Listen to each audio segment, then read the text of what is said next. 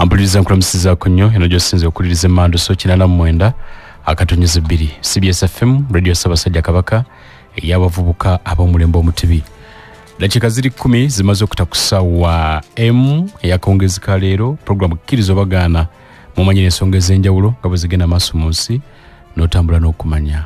Nze Kalule Lameka kkirizo bagaana nebeera ku mpewo za radio eno okuva ku bbalaza okutuuka olwokutaano ssaawa emu okutuuka ku 3 ez'ekiro. Mumanyira bingi bikoze amawulire mu ggwanga lya Japan abaayo bali mu kujaguza olwa omukyala Takaichi Sana oba Sanae okuwangula oba Ssaabaminisita ye Ssaabaminisita omukyala asookedde ddala mu byafaayo eby'eggwanga erya Japan. Era ba Conservative Party bali mu kwebaza Katonda olw'obuwanguzi obwo bwe batuuseeko ate ne bannansi ba Japan abalala. Ono mu ggwanga bingi weebiri kakumire eyo Bobi Wine gyabadde olunaku olwaleero kakumiro n'ekikuube abaayo balwezezaako kati ya gaasi naye ng'abaddeyo mu kunoonya akalulu era ekitundu n'akiyuguumya. President Museveni abadde mu bitundu byakyo lyabitandise era abadde Nwoya ne Omoro yanoonyeza akalulu so nga ate Nathan Nadala Mafaabi abadde mu bitundu by'e Kotido ne Abimu naye ng'anoonya akalulu n'abalala bwe batyo nabo ne bawerekera. Akakiiko k'ebyokulonda kategeezezza nti okulonda omukulembeze eggwanga n'ababaka ba Parliament kwakubaawo ng'ennaku z'omwezi 15 omwezi ogwa January 2026. Kino nno kitegeeza nti ennaku ez'okunoonyezaamu akalulu zeeyongeddemuko olunaku lumu. Baalina kukomanga ennaku z'omwezi 12 ate amateeka gagamba essaawa 48 nga tugenda mu kulonda. Ekitegeeza nti kati beeyongeddeyo bakukomanga ennaku z'omwezi 13 okusinza ku bakulu ab'akakiiko ak'ebyokulonda. N'olwekyo embeera bwetyo bweri ebyo biyimiridde. Essaawa eno esooka nina aba Fresh 2 Safaris Mwami Kisitu Frederick director tuli naye kasooka tulamuseeko. Mbalamusizaako mwewe n'abawuliriza emmanduso yonna gy'osinzira okuwuliriza olunaku lukutambulidde lutya kansubire olunaku lukutambulidde bulungi gwe lutatambulidde bulungi waliyo olw'enki osobola okuddamu n'ogezaako n'olabanga embeera ekyuka. Erinnya nze Kisitu Frederick nga nvudde mu kitongole ekya Fresh 2 Safaris. Ampuliriza manyi weebuuza Fresh 2 Safaris bakola ki? Fresh 2 Safaris ogwaffe tutwala abantu ab'enjawulo mu ggwanga erya Kenya okubeera nga basomesebwa amasomo ag'emikono. Kubanga twakizuula nti mu Uganda yaffe tulina ebbula ly'emirimu lingi naye nga teriva kuba nti abantu tebasomye. Basomye naye ate oluusi basoma bingi nnyo ebitabayamba mu bulamu bwa bulijjo so nga ate tusobola okubatwala ne basoma ebintu ebigenda okukyusa obulamu bwabwe. Twasoma kukusula. Tetwasoma byakukola. Tugamba twasoma kuyita bibuuzo mu ngeri ennyangu nti omwana ojja kwesanga nga bw'omutuuza ku lupapula n'omubuuza ebibuuzo ajja kubiddamu byonna naye nga ate bw'omutwala ku mulimu okukola tasobola kukola olw'ensonga alina kye tuyita kuramwaka mutwe. So kati Fresh 2 Safaris we twajjiramu twajja tusobole okubeera nga tukyusa obulamu bw'omuntu ali yagamba nti tekugamba alowooza nti bwagaana tusobola okubeera nga tubukyusa nga tukutwala n'oyiga emirimu egy'emikono. Uganda wano musangibwa Fresh 2 Safaris. Fresh 2 Safaris wano e Kampala tusangibwa wa Kiseka ekizimbe kiyitibwa Sedona Complex tuli opposite ne Mukwano Mall. Wangu wakulaba omanyi mu kibuga wangu wakulaba nnyo batya nti akavuyo kangi. Tewali kavuyo. Gwamanye wa Kiseka waliwo oluguudo olwo luyitibwa Chagwe Road. Luba luva waggulu eri nga ku Bombo Road nga bwe lukkirira bwe lutunudde mu kizimbe kya Sedona Complex. So mwe lutunudde mwennyini ekizimbe kiri opposite Mukwano Mall. Era wangu nnyo okulaba nti ekizimbe kiri ku kkubo si kyakunoonya.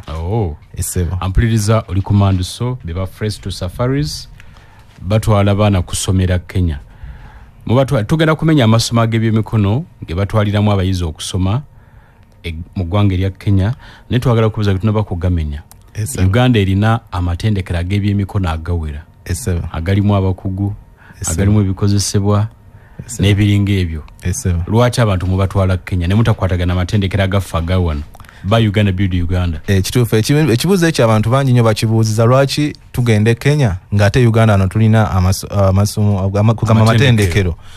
Ekisooka mu byonna amatendekero ge Kenya kye gakola gali kibeera full time practical. Ojja kwesanga nga amatendekero agasinga wano theory abeera mungi nnyo. Full time practical tegeeza full time practical kitegeeza nti omwana bw'aba agenze okubaako kyasoma kyabeerako ng'akikola practical tasoma kisome nti ali mu kibiina awandiika ne bamugamba kino kikola bwe kiti kugamba n'abeera nga theory amuyina mu mutwe naye nga bw'omukwasa n'omugamba nti kola kino tasobola kikola. Kyova wesanga nti osobola okubeera n'omwana saagala kugamba nti amasomero gano gasomesa naye ate gali ageri gasingako katono. Ojja kwesanga omwana asomedde wano tugeze electrical installation asomye amasanyalaze engeri gye bagakolamu oba gye bagayungamu naye ojja kwesanga nga kabalubu kafudde waka nga tasobola kakola ki tasobola kazzaako kwaka naye ng'akimanyi nti osobola oconnectinga wano booti n'okola wano booti osobola bigatta booti naye nga tasobola kikola. Kati awo kino amasomo ge Kenya oba amasomero ge Kenya we galinako enkizo okwekyo hand zone. Ojja kwesanga nti amasomero gano galina babeerayo n'olunaku ne bagamba leero practical day. Nti theory abeera mungi ne babeera n'olunaku tugeze oba ne bagaa kati leero mugenda kwata kate weesange nga facilities ze balina ntono okugerageranya ku bayizi be balina naye kugana amasomero ge Kenya facilities zibeera weeziri oba ebikozesebwa bibeera weebiri nti omwana akikwatako okuva lwagenze okutuuka lwavaayo. Omuntu oyo abeera nga buli kaseera ekintu ekyo kyakola kizibu nnyo okumalako omwezi n'abeera nga takikutte ne bw'aba takwata atya avaayo akikutte. Naye ono akola omulundi gumu oba emirundi ebiri tugeze mu ttaamu oba tugeze mu mwezi tasobola kukwata kyekimu ng'oli akwata buli lunaku. So yensonga lwaki twalondawo amasomero ge Kenya. Ekyokubiri eggwanga lino erya Kenya bw'oba olitunuulidde bye tusinga bingi ate tulina enjogera egamba nti amagezi muliro bwe gukugwako ogunona wa muliraano. Kati wa muliraano waffe ye Kenya olw'okuba nti bingi nnyo byatusinga tulina okumuyigirizako naffe tukulaakula kuga tulina omuyigirako naffe tusobole okulaakulanya eggwanga lyaffe. Ojja kwesanga wano nti ebintu ebisinga kabibe bya bulamu abalwadde bwe balwala wano ne balemererwa tubasindika basindika Gakane e Nairobi. Mbaddeko ku gundi leero ku High Commission ye Kenya ne mbabuuza naye lwakiriwo ekityo kugamba nga nabo bakyeyagaliramu bagamba ffe tusinga kati naffe twagala tugende eyo tubajjeko amagezi tugaleete wano e Uganda tubeere nga tukyusa obulamu bwaffe. Kosezi zino oba amasomo gano tegaliiko kkomo ku myaka kubanga tufunye abantu bangi nga batubuuza mutwala abaana bokka mutwala abantu bali batya kasita obeera nga olina ebisaanyizo bino wammanga okugeza olinayo ebbaluwa ey'obuyigirize newe baya P7 newe baya senior 4 newe baya senior 6 nawe ya graduating oba yatikkirwa naye nga wandyagadde okubaako emirimu egy'emikono gy'oyiga. Enteekateeka eno tukwaniriza okubeera nga ogyegattako tetufaayo ku myaka gyonna gy'oba olina n'oba wamaliriza okusoma myaka 2 emabega myaka 3 emabega kasita oba nga oyagala kutendekebwa enteekateeka eno weeri. Eggwanga lya Kenya eryo saagala kugamba nti oba ndi wana naye tulina ebyokuliyigirako bingi nnyo. Ojja kwesanga nti ebintu ebisinga bye tulina mu katale kaffe wano biveeyo biva mu ggwanga lya Kenya n'obuntu obutonotono bwolaba bwe twandibadde tusobola okwekolera. Bw'ogenda wali mu kisenyi buli lunaku wabeerawo emmotoka n'emmotoka eziva mu luusi ziva Nakulu ne ziva mu bitundu ebyenjawulo zonna nga zireeta wano nnyanya bumonde karoti so nga ate ebintu ebyo bwe tuba tugenzeeyo eri kubanga tulina era omusomo gw'okuyigiriza abantu okulimira mu greenhouse. Kati bo eri kye bakola balima nga balimira mu greenhouse kitegeeza bo tebabeerako season obudde bonna baba basobola okubeera nga bakungula naye kati ate ffe eno tubeera tulindiridde nti ate enkuba etonnya ddi leero gwase enkya enkuba etonnye ne tubeera nga tetuli consistent mu njogera ennyangu kyova olaba akatale tuba tetusobola kamatiza. Kati ensonga lwaki twagala tugende tubajjeko ago amagezi ge bakozesa okuba nga bakulaakulanyiza ensi yaabwe. Bw'otuuka mu kibuga Nairobi olwolabira ddala nti enkulaakulana yaabwe yanjawulo era bali ku mutendera mulala nnyo ate naffe gwe tusobola okubeera nga kuba tetunabakeerewa tukyasobola okukyusa ebintu bingi nnyo. Bwe tugenda ne tubajjako amagezi ago ge bakozesa okulaakulanya ensi yaabwe ne tugaleeta wano ate tusobola okubeera nga tukyusa eggwanga lyaffe Uganda kubanga bw'otunuulira ekibuga nga United Arab Emirates myaka 10 emabega tebaalinga bwe bali naye tugane 10 ngenze na wala tebali bwe batyo naye basalawo ne bagamba kati eggwanga lyaffe lino lyetaaga enkulaakulana ne basalawo ne bakugamba ne basaayo omutima ne baga kati kulaakulanye eggwanga lyaffe ensonga lwaki olaba ate kati ffe abaali babasingako ate ffe tugulwana okugendayo okubeera nga tukolerayo so Fresh to Safaris twajja nti ekisooka twagala tukendeeze ku bantu abagenda ebweru okugamba nti bakola emirimu egyalejjalejja kubanga bw'obeera ng'olina omulimu gw'oyize ogw'emikono n'ojja n'ogukakasa n'ogukolera ddala wano e Uganda osobola okubeera ng'obeerayo ddala n'ofuna ssente ate n'okusinga omuntu agenze mu nsi z'Abawarabu okubeera ng'akola kuba amazima gali nti kino njagala nkibuulira abantu bonna abatwala abagenda ebweru naawe bennyininyini abagendayo abantu bonna balina kale enjeru ekituufu kiri nti Mwamirammeka tebatwagala ge mazima tebatwagala ge mazima naye batukozesa olw'okuba nti ffe tuli abalayisi cheap labor tubawa cheap labor n'amaanyi tulina naye ga mazima amatuufu gali nti tebatwagala bw'otunuulira ebintu bye bakola ku baana baffe ono bamukoze bwe bati bamusiibiza enjala ono bamusibidde mu kiyumba ne bamuttirayo kugamba ebintu ebyenjawulo ebyo njagala tubeere nga bannayuganda bagendayo mu nsi ezo oluusi ogenze kulambula ng'okoze akasenteko wano noga kangende nambuleko e Dubai kangendeko mu America kangendeko naye buli lwogenda nti ogenze kukola olaba nti bateekawo nnyo n'obukwakulizo bungi nnyo okulaba nti tetugenda nolaba nti leero Uganda abagende Dubai simayanga tebagenda kuddamu bawa visa okumala akaseera akatali kagere naye buli lwe tugendayo nga tulina obukugu bwe tutwalayo era otunuulira abantu abagenda mu mawanga ago nga balina obukugu obw'enjawulo abaddugavu bannayuganda n'abalala bonna nga balina obukugu obw'enjawulo bwe balina akasente ke bafuna kaba kamanyi ate baba babeeguya n'okubeeguya tebasobola keera ku makya ne bagamba kati gwe tukugobye gwe tukoze bwe tuti so ekyo kye twagala nga Fresh to Safaris nti tutwale omuntu ayigirizibwe kubanga kosi zaffe si za bbanga ddene wakati wa mwezi gumu ku myezi 6 obeeko by'oyiga okomewo wano e Uganda okyuse obulamu bwo abamu no balaba emirimu gy'emikono gwe gy'otembeeta nti emirimu gy'emikono emirimu gy'omutwe abamu bagirabanga gy'abataasoma ekituufu kiri nti gino emirimu gy'emikono si gy'abataasoma kubaga amazima gali nti era bwoba egimu era gyetaagamu obwongo bungi bwe bubeera nga byakulema mu kibiina bino ebyokusoma ebya bulijjo era n'emikono giba gijja kulema kubanga byetaaga okusaayo omutima n'obwongo n'obeera ng'obiyiga so tukubiriza abazadde bonna abali eyo nti tolowooza nti oba omwana alemereddwa ebyekibiina n'ogamba sooka omutuuze wansi omubuuze kiki wandyagadde okubeera bw'oba okuze kiki wandyagadde okufuuka kubanga tulina abazadde abamu oluusi abaana babejjako bwejja kasita ebyekibiina biganye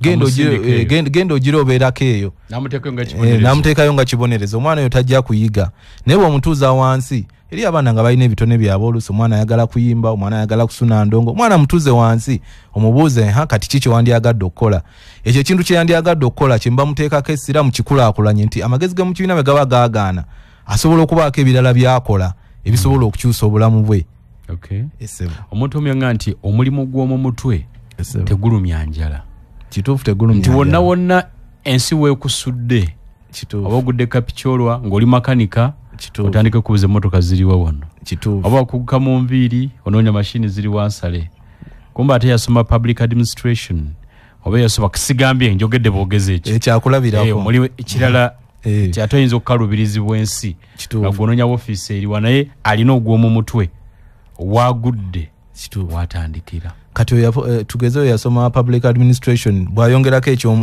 ekyemikono n'abeera nga alina kyalina nti ne bwakeera ku makya oba kampani egaddewo oba omulimu guweddewo n'akwata ka bizinensi ke n'akateeka wali obwo obwongo bwe yasobola oba amagezi ge yasobola okufuna mu kiri ekibiina ekyokuwandiika ku lubaawo ge yafuna ezo empapula ennyingi z'alina ate gaba gajja muyamba nnyo mu guno omulimu gwe ogw'emikono nti ye ate abeera musukkulumuko ku balala so tukubiriza abantu mwenna okubeera nga mwettanira enteekateeka eno okubeera nga mukyusa obulamu bwammwe kubanga emirimu gy'emikono okuggyako nga otuusa ekiseera okaddiye nga tokyalina busobozi oba nga ofudde gw'omulimu obeera nagwo paka lwova mu bulamu bw'ensi gwe mulimu kwegamba wonna woobeera olika obeere mu kitundu kya nsi ki oba osobola okugukolerawo gwe mulimu ogusikkirwa omwana n'agusanga osobola n'okuguyigiriza omwana omwana n'agusanga ampuliriza oli ku Manduso njagala kujjukiza nti Manda Mobile erese bundles empya ziri 2 ezigenda okutuuka ku nnaku 30 nga ziri ku ssimu yo emitwalo 3 gyokka bwe giti gumu 2 osobola okufuna GB 20 eza data oba GB 6 n'eddakiika 6 ezikuba ku mikutu gyonna.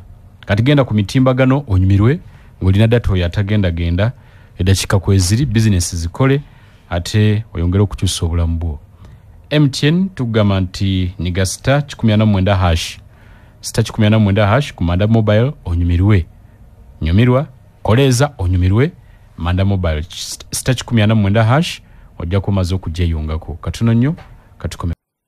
Ampulirizo oli ku Manduso njagala kujjukiza nti emmotoka yo bwe bayakugubako ejjudde bi oiro bigirisi yingini yonna etunulanga bweyagala keberenga yaguba munda nakyo n'ekirala ekyaguba tayiro oba mategula naye okusinga focus tukyakitadde ku mmotoka nenga nayo byengenda okugera bikuyamba. Waliwo bannaffe aba Kenlom Chemicals Limited ekyengera ku lukadde bakoze kasabuni bakata touchless and brushless car wash detergent. Touchless and brushless car wash detergent ngabo kawulya tewetaaga kukulubuuta nti okuute olumeno ogw'engulu naye gwera bawachafu oba yingini yenchafu katabule mu bipimo byagenda okugamba gweyiwa wonne wachafu. Bonomala okuyiwako ko kalimu ekirungo kye batadde mu kisitulo obuchafu bonna ne busituka bwe buti. Bomala okusituka noyiwako buyimazi byonna ne bikulukuta. Bakata touchless and brushless car wash detergent. Kenlom Chemicals Limited bali awo kyengera ku lukadde nolwekyo genda okafune gwe wa washing bay abagalaji makolero n'ebitongole n'abantu sekinomu muketaaga ka touchless and brushless car wash detergent bakubire ku simu eri noti 7 noti 8 7 anamwemu noti 7 noti 8 7 anamwemu. Forest Resort Reza bakulinze ngwanyumirwa okuvuga swimming pool weri nongi nnyo abaana balina bawugira n'abantu abakulu ate waliwo neezesudde ng'ovudde ku z'olukale n'eziri eyo wansi mu kibiri nteeketeeka obulungi gardens eziri ezikwekeddwa muri swimming pool amaka agajjudde ng'oyagala kuwummula na family namba n'ebiringa ebyo. Kale no beekwate aba Forest Resort Reza woteri nnungi bafumba emmere eya wano ne bweri w'eggwanga Children's Park Weri buli Lwakutaano okugamba bulijjo nti babeera n'omuziki live band ekuba muyimbi wa njawulo balina ebisulo birungi nnyo. Gwe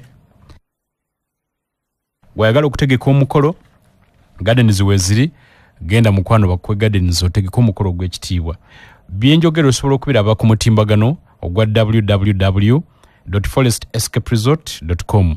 Wegenda ku kibanja kyo teekamu ku kitimba teekamu www.forestescaperesort.com osobola n'okuyita naawo n'obookinga. Forest Resort Reza bali ku luguudo lw'Entebbe awo ngodda ekajjansi amafuta ga Mogas oba ogatukako booti kyemmanga ojja kubalaba. Essimu eri noti 7 noti 8 521 995 oba noti 778 333 486. Tukyalina banaffe aba Fresh to Safaris twogera ku bya mikono batwala abaana mu ggwanga erya Kenya ne basoma ebyemikono si baana bokka naye akugambye nti emyaka gyonna obuyigirize bwonna kasitobanga oyagala okubaako omulimu gw'osobola okunyweza oyinza n'okubanga wasoma diguli zirina 2 naye ng'ensi y'ekyanzi ensi egaanyi so nga ate obanga olina ky'olina mu mutwe osobola okubaako ne wootandikira sente oluusi z'okwata okugenda ku kyeyo mu nsi z'Abarabu ate osobola ogenda n'ofuna omulimu gw'omutwe ogenda okukubezaawo ebbanga lyonna n'obaako ky'osimba. Bwe twogera nti tufuluma Uganda bwana Kisitu oluusi tutyamu tugaha kati sente ziba nnyingi kubanga omanya kuliko ez'ennyonyi ya tiketi naye okuba kuyita wansi eza accommodation tuition na biki abangi tutyamu awo. Ekisooka courses ki ze mutunuulidde era sente ziyimiridde zitya eri bannayuganda abandi agadde ogenda okusoma? Ekisooka mu byonna mwami Lameka ensimbi si nnyingi nsimbi nsaamusaamu okusinziira ku muntu ayagala okukyusa obulamu bwe. Nabaddeko ku TV emu wiiki eri eyaggwa nendaba abantu ab'enjawulo nga baali batadde sente mu kampani emu okubatwala ebweru nga sente ze boogereramu nnyingi. Ne ngamba sente ezo ze baateekamu nga baagala ogenda ebweru okukola emirimu ate oluusi gye batanaba nakakasa nti gye ziri singa akasente ako baakaleeta ku Fresh to Safaris ne tubatwala mu ggwanga la Kenya ne babaako bye basoma ne bakomawo bali bafiisaako ne balansi atandika ka business ne baba ka business kona ke baba batandise ne babeera nga babibaako ne bebakola. N'ekirala waliwo bano abantu kubanga enteekateeka eno si abaana bokka eri abantu kati oyinza okuba olina hardware yo ng'eyo naye ng'otunda butunzi bintu tobitegeera bulungi bya plumbing bya masanyalaze osobola okujja mu nteekateeka eno n'obaako kakoosi k'osoma kwegala n'ogenda okukomawo okubeera nga oguza abantu ebintu ng'ekintu kyoyogerako kimanyi. Okay. Nga tosindika busindisi bantu balala ne bagenda ne bakola emirimu ate oluusi ne bagamba tebyakoze naye bw'obeera ng'omanyi g'obikozesa gwe kennyini kiba kiyambako bulungi nnyo okubeera nga emirimu gitambula. So courses tulina nnyingi nabagambye nti okugenda mu ggwanga lya Kenya bye weetaaga si bingi ekisooka olina okubeera ng'olina endagamuntu eya Uganda national ID oba passport. Naye era kyemmanyi omuntu ofuna passport olina okubeera ng'olina national ID. Kati ne bw'oba olina endagamuntu national ID tekirina buzibu oba osobola okugenda ne yellow fever card n'ebbaluwa ey'obuyigirize. At least ne bwebeera P7 n'ekirala olina okubeera ng'omanyi oluzungu oba oluswahili. Ekiri kino nkikkaatiriza olw'ensonga osobola okubeera nga tomanyi luzungu na luswahili ng'omanyi luganda lwokka abasomesa beeri basomesa mu ezo nnimi bbiri kitegeeza oba tojja bategeera bye basomesa luzungu na luswahili ne bw'oba ng'omanyiko lumu ne bw'oba ng'omanyi luswahili lwokka ng'oluzungu tolumanyi oba ojja bategeera kuba ate bo balwogera nga luganda eno bwe tulwogera. Ate ne bw'oba omanyi luzungu lwokka tekirina buzibu. Ekirala abantu beebuuza tugenda buli tetulina intex nti gundi wabula buli ntandikwa ya mwezi wiiki esooka mwe tugendera. So kitegeeza abagenda okugenda omwezi ogujja kati guno omwezi bagenze kati abaddamu okugenda kitegeeza obookinga mbina ebiseera omwezi gugenda otandika kati ng'ogwa November n'osobola okugenda. Abookinga atya? Abookinga oba ojja ku Fresh to Safaris kizimbe bakita Sedona Complex tuli mu Kampala n'obeera nga obookinga oba osobola okuba ku namba zaffe noti 764 noti 4 73 84 ng'ogidduka noti 764 noti 4 73 84 oba noti 745 88 30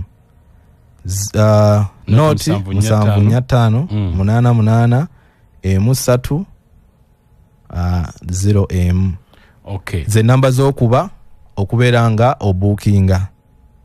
Gondi courses ziriwa ze mulina?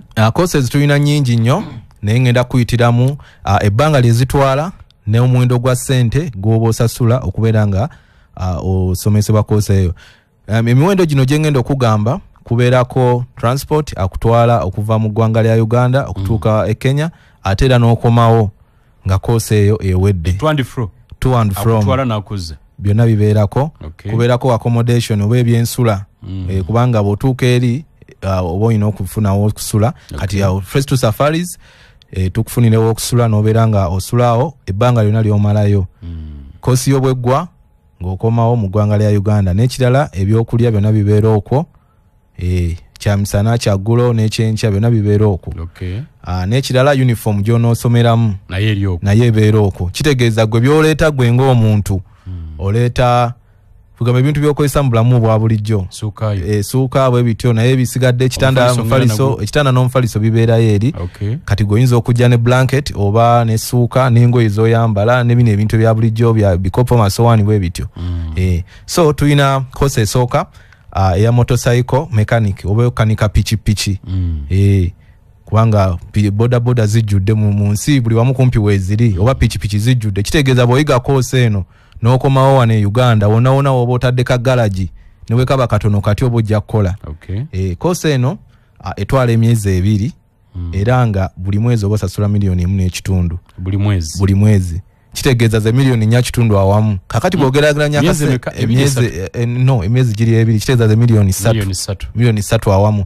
Kitegeeza kasente ako si kangi nnyo bw'ogeraageranya ne ssente abantu ze bateekamu gamba nti agenze Dubai agenze wanoowulira abantu nga bali mu $9 miliyoni mmeka. Sente zino ofissaako n'obeera ng'obaako nekyotandika wano e Uganda. Kuliko transport yakutwala kuliko okulya kasita osasula ssente ku Fresh to Safaris madde neerabidde kubeerako n'okusoma.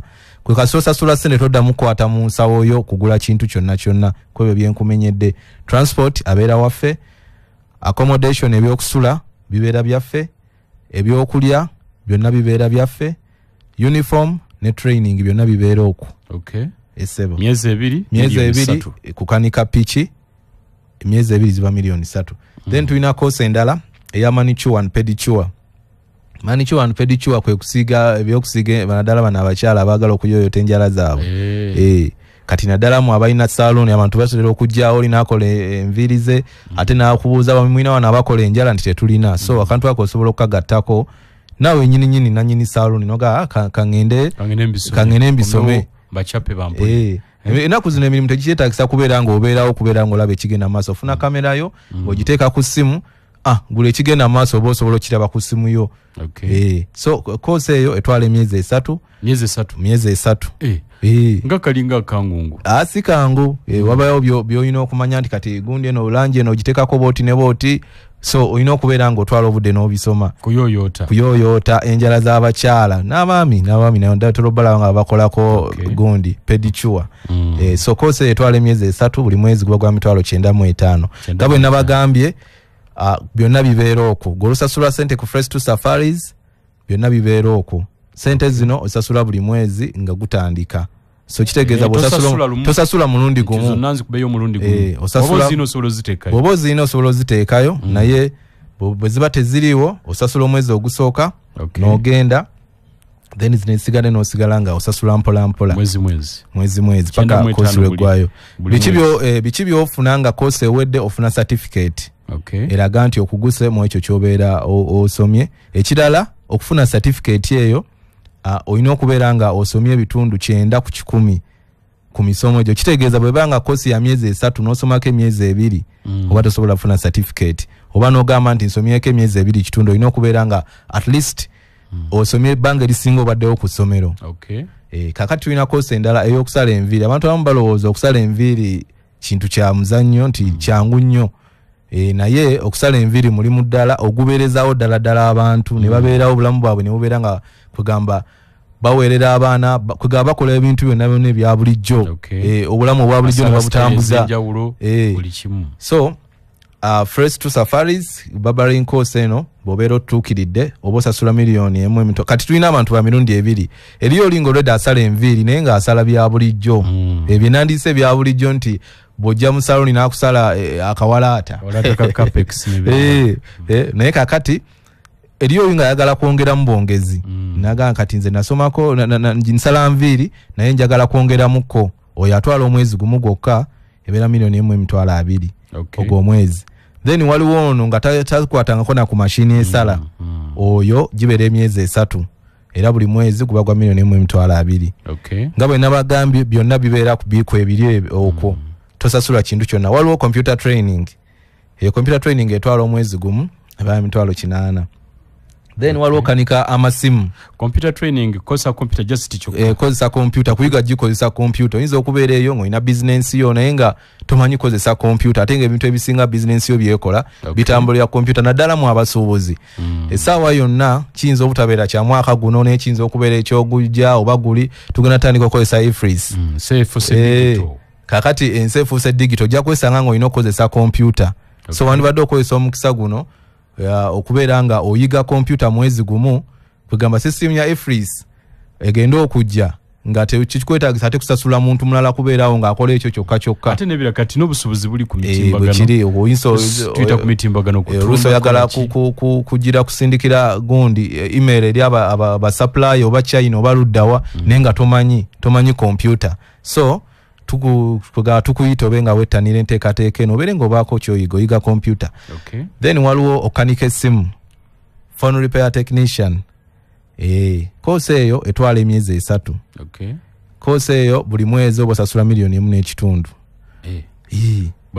Bwe buna kitundu ng'okomawo ng'ofunye certificate yo nga otandika okutambuza emirimu. Waliwo electrical installation okuyunga amasannyalaze naddala mu maka. Nebeera domestic installation. So si bana abatambuza zi solid okuva ku muti okutuuka ku muti nebeera domestic. Nti kuwayalinga nyumba kuteekamu kuwayalinga amasannyalaze mu nyumba. Course etwala emyezi 3 era nayo ebeera milioni 1.5 buli mwezi. Tulina solar system installation. Solar system installation nayo era kyekimu etwala emyezi 3 buli mwezi oba osasula milioni 1.5. Kakati ekyenjawulo wano solar installation course tosobola kugikola bw'oba tosomangako by'amasannyalaze. Ekimu kye kirina okusooka kinne waakyo. Nti olina osooka n'osoma eby'amasannyalaze kubanga ne solar nago masannyalaze naye ate olina osooka n'osoma gana amasannyalaze aga bulijjo. N'oyawula. Kakati AC ge gana aga bulijjo agakiira agava mu ddaamu. Then agamaanyi g'enjuba DC ge ga solar. So nga tonaba kusoma DC olina kusooka AC n'obeera ng'obimanyi.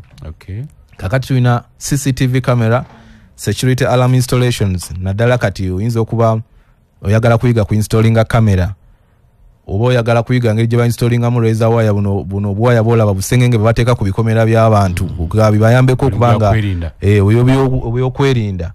Kati nabyo bitwala emyezi 3 era buli mwezi oba osasula $1.5 naye era nakyo kiringa nga bolaba ekya solar nti okusoma bino ebintu olina okubeera nga obyokwayalinga kamera n'ebirala security systems zonna ziwayalinga olina okuba nga wasomako ku by'amasannyalaze kuba bw'ova buvyeri n'ogamba nti njagala bisoma ekituufu kiri tojja kubiyiga nga tosoose kusoma by'amasannyalaze. So kati mu myezi 3 singa oli aba agenda ku bya security systems bo bennyini bakuyisa mu masannyalaze ne bakutwala mpaka ku kati awo giba gifuuse mukaaga olina osooka n'osoma eby'amasannyalaze bw'omala okubiyiga n'olyoka osoma ebya installation ya CCTV ne security and alarm systems.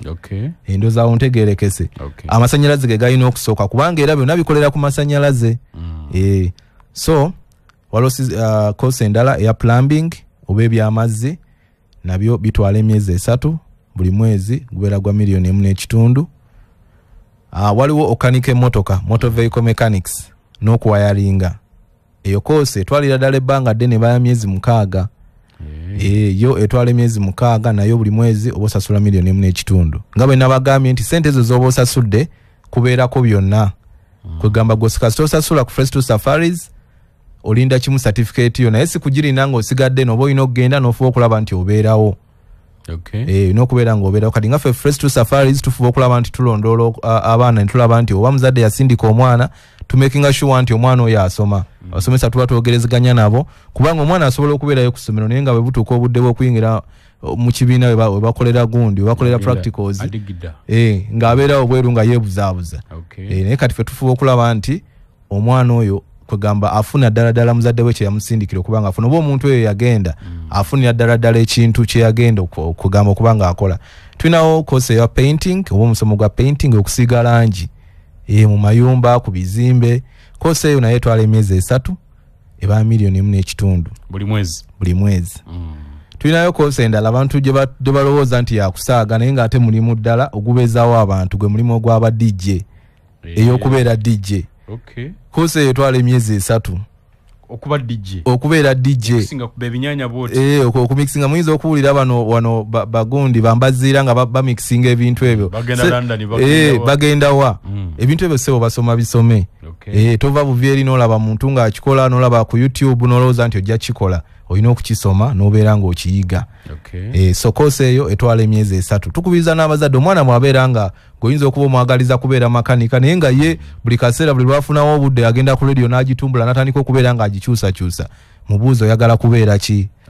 Oba ayagala kubeera muyimbi muleke just muyambeko okubeera ng'omulungamya aleme kwonooneka naye agende mu ekyo kyayagala okusinga lwo n'omutwala mu gwe mu kyoyagala nga ggwe akisomere gwe ate abeere nga tajja kukyagala eri mu kukikola kitegeeza sente ziba zigenda kufa z'oba otaddemu mutendeka. Buno bwa DJ oba mulimu n'okuba byuma DJ n'okumixinga just wa DJ temuli kuba bivuga nti ndongo kalate okukuba ebivuga kirala kuba te DJ si yakuba ebivuga kati ono DJ yaba amixinga bumixinzi kuteekayo nnyimba bwe kityo nga bolaba nababeera ku mikolo babeera bakabi ddala era DJ bwabula ku mukolo tegusobola kutambula era bwaba mufuna embaga efa bwe kiri ojja kwesanga nga akubye oluyimba tugeze lwa nnaku omugole ali mu kuyingira kiddala n'akuba oluyimba nga lwa nnaku n'okuzikubanga bwazitula so bwe kityo bwe kiri so DJ atwala emyezi 3 buli mwezi guba gwa $1.2 Manduso ambulirize Manduso kuli dakiika tubuza no 13 tuyingire essaawa 2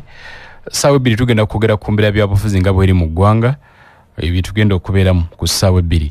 Njagala kujukiza nti ekiseera ekyokubankinga mu ngeri y'enjawulo kituuse. Salamu Bank ye banka esookedde ddala okuweebwa license ey'enkola ya Islamic banking mu Uganda muno bagulawo akaunti ez'enjawulo wamu n'okuwola mu nkola egoberera sharia y'obusiraamu ate nga tekola ku basiraamu bokka.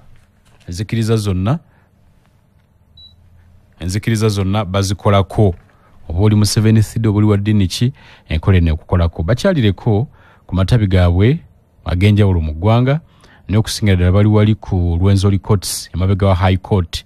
oyinza n'okubakubira ku simu eri noti 3-2-3-6-9 oba noti 7-3-8-4-6. ojja kumanya ebisingawo. weewala abafere.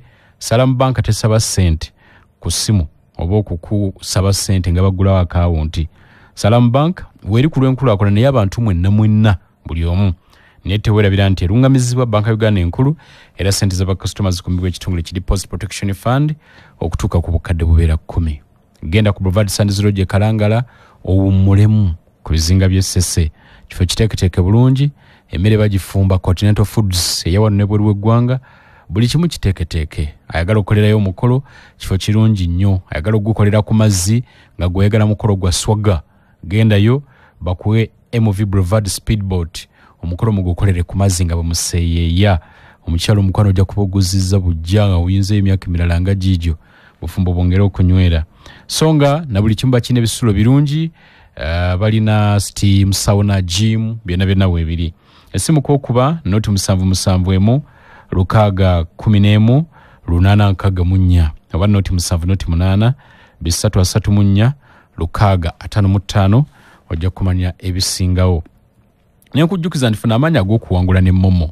buli omu alina omukisa okuvaawo ne miliyoni 10 buli wiiki. gwenyiga bunyezi star 165 hash nyiga star 165 hash oba kozesa Momo app osasule, weewole, oinvestinge oba kyonna ky'okola kikolere ku Momo app ogenda kufuna omukisa gw'okuwangula.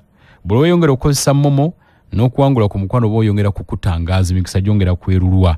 enkola n'obukwakkulizo bigobererwa. Momo eno erungamizibwa Banka ya Uganda enkulu. nga tukyamenya kosi zino ez'enjawulo ebibuuzo ninanga 2 nga tugenda okumenya endala. ekisooka ogambye nti ku ssente z'oyogera by the way ziringa ennyingi naye bw'ogerageranya ntono. okusinziira ku bintu ebibeerako entambula, okusoma, kulya, kusula nga byonna biri okwo. osanga nga ntono nno ddala obanga otoddeko naza kupangisa wano omuzigozi tugeze kamu kitundu jjako omuzigo jjako okulya naki. entambula mukozesa yaawa ssente ezo jjako air ticket newasigala nga wakyaliwo ezisoma. entambula tukozesa baasi olw'ensonga nti bwe tugamba okozesa ennyonyi ekisooka kiba kijja kuba kya bbeeyi nnyo eri omuntu aba agenda okusoma. ojja kwesanga akakamu ekitundu kokka kagenze mu bbanga mwokka. naye bwe tukozesa baasi kitwala ebbanga tono nnyo kubanga tutuuse ku ssomero. so tukozesa baasi. abaana bo basomera wa? ekyo nakyo kibuuzo nga tunabakwotula na kosi ndala. abayizi basomera ludda wa? abantu bagugolinge bamanye. kakati abaana gye basomera basomera mu bitundu 2. ekisooka institute bagiyita Sensei Institute of Technology. Sensei Institute of Technology. Sensei bakiwanika bati? SEI Institute of Technology. Sensei Institute of Technology. So ettendekero eryo lye lisinga mu ggwanga lya Kenya okubeera nga lisomesa amasomo g'emikono. So Fresh to Safari Nakuru naye nga lirina n'ewalala bayitayo Kitengela ovugako katono nnyo okuva mu kibuga Nairobi. So bayina kugamba bayina amatabi 2. So courses zino zizaawukana okusinziira kati bayawulamu courses ezimu ziri Nakuru endala ziri side eri erinanye Nairobi Kitengela. gundi county ebeera Kajiado oba okwata oluguudo olugenda ku boda e Namanga eyawukana ne Tanzania. waba wakyaliwo kakagenda akawera naye nga abamanyi Kenya obulungi. Kenya ng'ogitambudde. Kajiado Namanga nti eboda eyawula Tanzania ku Kenya. So lero oluguudo. So bali ku Sensei Institute of Technology. Lyomukwatagana nalyo. Intakes zo zibeerawo buli mwezi. abagenda ogw'ogumu kati bewandiisa.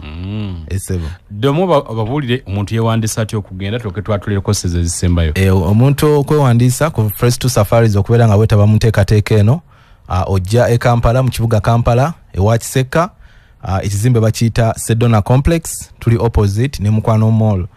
Oba osobola tukubira ku namba zaffe zino wammanga, noti 764 noti 4 3 noti 764 noti 4 3 oba noti 745 8 3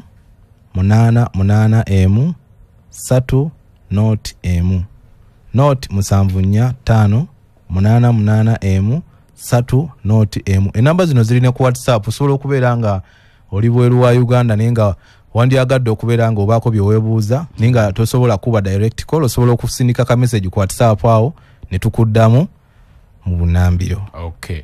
Courses endala kizo olinaawo?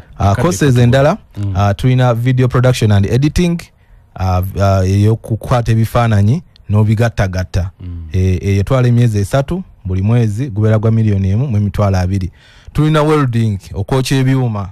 Guno gwe mulimu abasinga abazadde gwe basindikamu abaana ne waba sigwayagala. Okay. Naye tubakubiriza nti omwana musindike nga yasazeewo n'agamba nti taata kino kyenjagala oba maama kino kyenjagala. So welding and fabrication gutwala emyezi 3, gutwala $1,500,000 buli mwezi.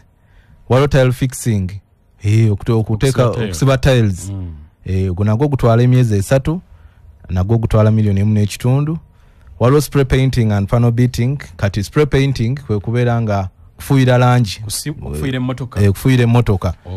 Kati gwe alina garage ng'okanika bukanisa osobola okwongerako department endala nga yo yakufuuyira langi. Onzijukiza waliwo mukwano gwange Semwanga alina ekibanda we wa Bakuli. Naye alina mutabani we yagenda n'asoma degree. Yasoma e Makerere.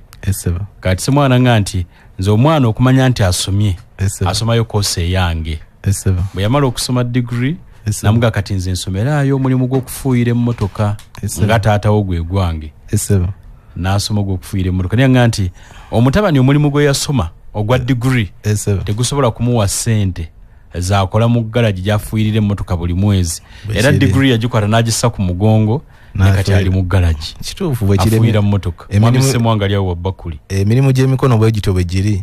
Nti ojja kwesanga oluusi nti wandidinza omulimu gw'ettaayi naye ng'ate omulimu gw'ettaayi gw'oyagala tegugenda kusasula kwenkanana gwa mikono ate abalala gwe banyoomerera. So koose eyo etwala emyezi 3, buli mwezi oba osasula $1,400,000. Waliwo kanika generator nakwo kutwala emyezi 3 era nayo ebeera $1,000,000. Okubajja carpentry and joinery, abantu abamu balowooza nti byangu, si byangu bw'obanga tobimanyi. Carpentry eyo etwala emyezi 6 nga buli mwezi oba osasula $1,000,000. Kakati tugenze ku kuvuga. Eri abantu abali eyo badriver nga wandyagadde okuvuga bus, ojja kwesanga nga wano mu Uganda driving schools ezisomesa kugamba okuvuga basi nga teziriiwo oba nga waliwo naye nga ntono.